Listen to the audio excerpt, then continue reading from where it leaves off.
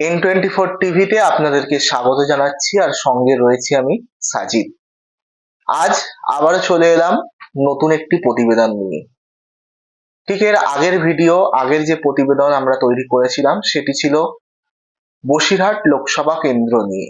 আপনারা সবাই দেখেছেন, যারা দেখেননি তাদের জন্য এই ভিডিওর শেষে আমি আই বাটনে লিংক দিয়ে দেবো, আপনারা গিয়ে দেখে আসতে পারেন।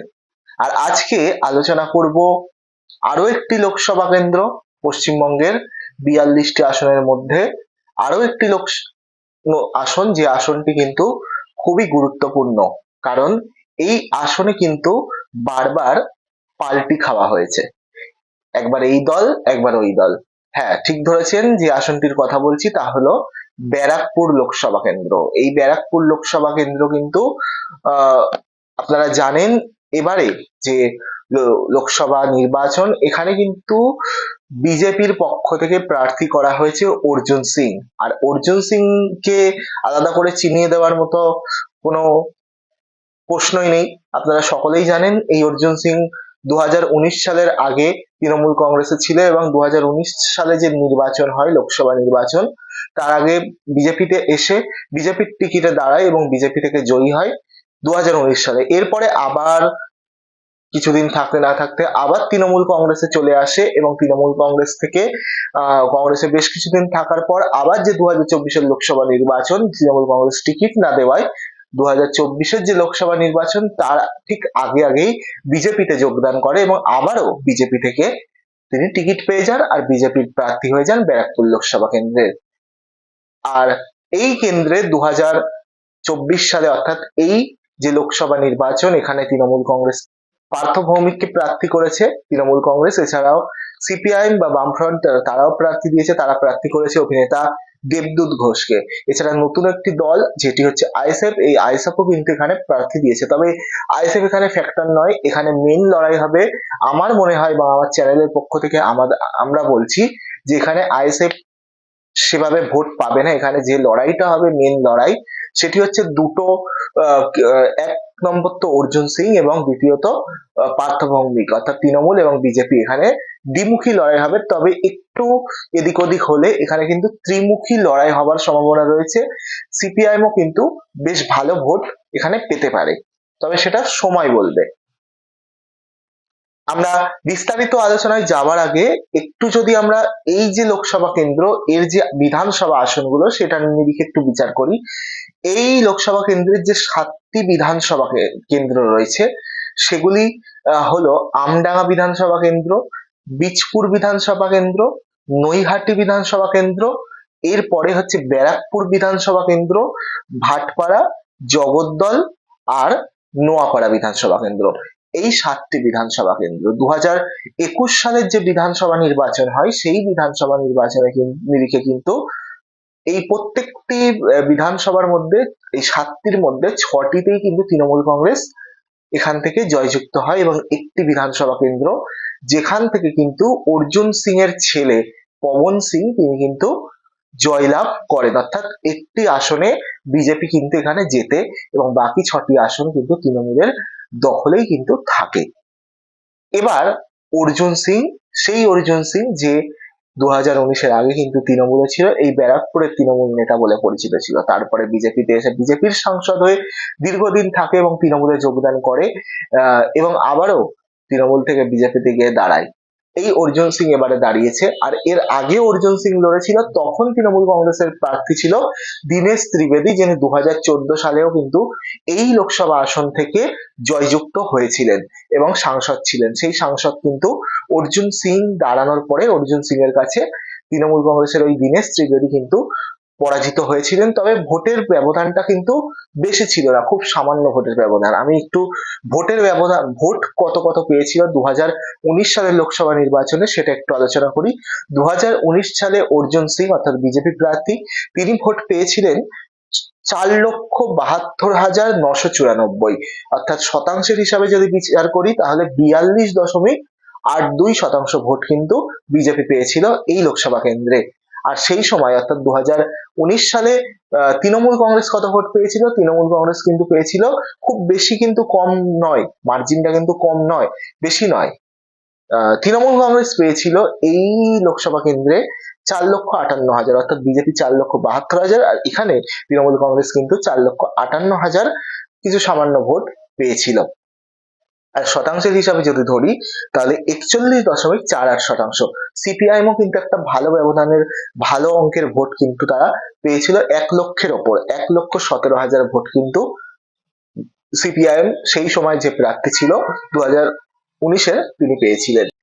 শতাংশের হিসাবে সিপিআইএম প্রার্থী কিন্তু 10% ওপরে ভোট পেয়েছিলেন।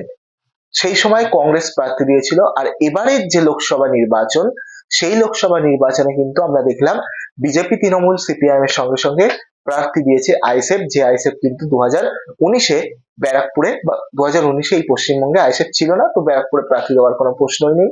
তো এইবারে আইএসএফ যখন প্রার্থী দিয়েছে, আমরা আইএসএফ এর একটা ভালো অঙ্কের ভোট কিন্তু আমরা দেখতে পাচ্ছি সংখ্যালঘু অধ্যুষিত বিভিন্ন অঞ্চলগুলিতে। যেমন ভাঙড় বিধানসভা কেন্দ্রে আপনারা জানেন সেখানে একমাত্র বিধায়ক নওশাদ সিদ্দিকী, তিনি কিন্তু আইএসএফ এর পক্ষ থেকে জয়লাভ করেছে, এবং ভাঙড়ে কিন্তু প্রায় প্রচুর শতাংশ কিন্তু মুসলিম ভোটার রয়েছে। সেই কারণে মুসলিম ভোটারদের কিন্তু একটা বড় অংশ আইএসএফ কে ভোট দেয়। কিন্তু এই ব্যারাকপুরের ক্ষেত্রে যদি দেখি, ব্যারাকপুরে আইএসএফ প্রার্থী দিলেও আইএসএফ কিন্তু এই লড়াইয়ে নেই। আমার মনে হয়, বা আমাদের চ্যানেলের মনে হয় যে আইএসএফ এই লড়াইয়ে নেই। তার কারণ এই লোকসভা কেন্দ্রে বড় ফ্যাক্টর হচ্ছে কিন্তু অবাঙালি যে অবাঙালি ভোটার কিন্তু একটা বড় ফ্যাক্টর। এখানে কিন্তু সংখ্যালঘু ভোটার খুব বড় ফ্যাক্টর এরকম বলা যাবে না। অবশ্যই সংখ্যালঘু ভোট কিন্তু একটা রয়েছে এই লোকসভা কেন্দ্রে, কিন্তু সংখ্যালঘু ভোটের উপর নির্ভর করেই যে এই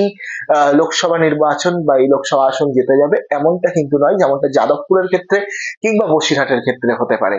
এই ব্যারাকপুরের ক্ষেত্রে কিন্তু সংখ্যালঘুর থেকেও বেশি আমার মনে হয় যে অবাঙালি একটা ভোটার কিন্তু এই ব্যারাকপুরে কিন্তু প্রভাব বিস্তার করবে। এর আগেও আমরা দেখেছি খুব অল্প ভোটের ব্যবধানে 2019 সালে বিজেপি প্রার্থী জয়লাভ করেছিল। এবারও সেই একই দিকেই কিন্তু এই ব্যারাকপুর লোকসভা এগোতে পারে, এবং ব্যারাকপুর লোকসভার 7টির মধ্যে 6টি বিধানসভা তৃণমূলের দখলে থাকলেও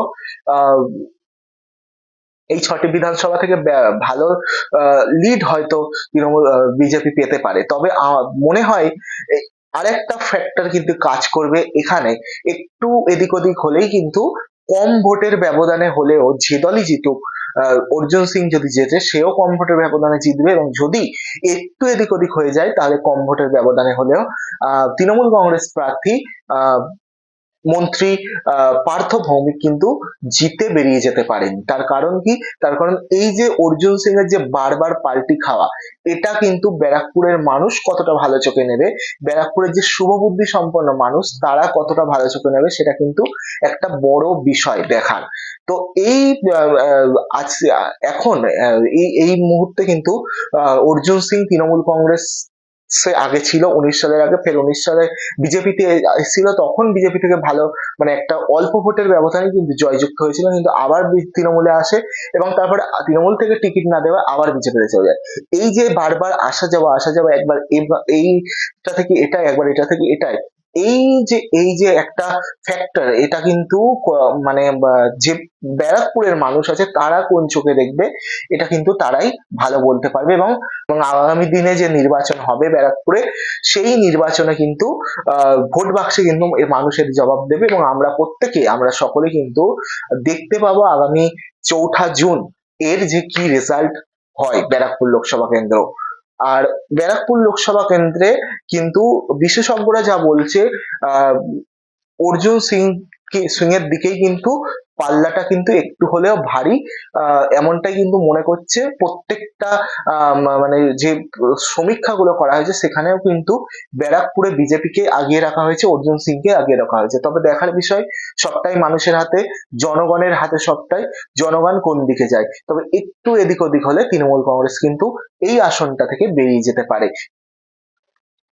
আমাদের নজর থাকবে এই আসনের প্রতি, আমরা দেখব এই আসনে ঠিক কি হয়। এর আগে বসিরহাট লোকসভা কেন্দ্র নিয়ে আমরা আলোচনা করেছি, সেখানে আরেকটি ছোট্ট করে বলে রাখি, বসিরহাট লোকসভা কেন্দ্র আমাদের চ্যানেলের পক্ষ থেকে বলছে, বসিরহাট লোকসভা কেন্দ্রে কিন্তু তৃণমূল কংগ্রেস জয়ী হতে পারে। কারণ প্রত্যেকটা সমীক্ষা এবং সি ভোটার সমীক্ষা বসিরহাট লোকসভা কেন্দ্রে তৃণমূল কংগ্রেসকে এগিয়ে রেখেছে, এবং আমাদেরও মনে হয় যে বসিরহাট লোকসভা কেন্দ্রে তৃণমূল কংগ্রেস জয়ী হবে। তবে ব্যারাকপুর লোকসভা কেন্দ্র আমরা আমাদের চ্যানেলের পক্ষ থেকে বলছি, ব্যারাকপুর লোকসভা কেন্দ্র কিন্তু হাড্ডাহাড্ডি লড়াই হবে। এখানে কিন্তু একটু কম ভোটের ব্যবধানে হলেও বিজেপি কিন্তু জয়যুক্ত হয়ে যেতে পারে। তবে একটুখানি এদিক ওদিক হলেই কিন্তু, ভোট যদি এদিক ওদিক হয়ে যায় তাহলে কিন্তু তৃণমূল কংগ্রেসও বেরিয়ে যেতে পারে। তাহলে আজকের মতো এখানেই আমার এই ভিডিওটি শেষ করছি। জানি না কতটা ঠিকঠাক ভাবে বুঝিয়ে বলতে পারলাম।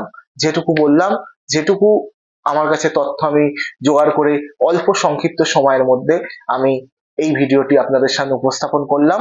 যদি ভালো লাগে একটি লাইক, কমেন্ট এবং আমাদের চ্যানেলটিকে সাবস্ক্রাইব করবেন। যদি এই ভিডিওটির মাধ্যমে, আমার মাধ্যমে যদি কোনো ভুল তথ্য যদি আপনাদের সামনে উপস্থাপন হয়ে থাকে, তাহলে সেটা আমাকে অবশ্যই কমেন্ট বক্সে জানাবেন। পরবর্তীতে এই ভুলগুলো যাতে না হয় সেদিকে আমি অবশ্যই নজর রাখবো। আপনারা ততক্ষণ দেখতে থাকুন আমাদের চ্যানেল N24 টিভি। জনতার মনের কথা এবং সত্যকে তুলে ধরাই হচ্ছে আমাদের একমাত্র লক্ষ্য।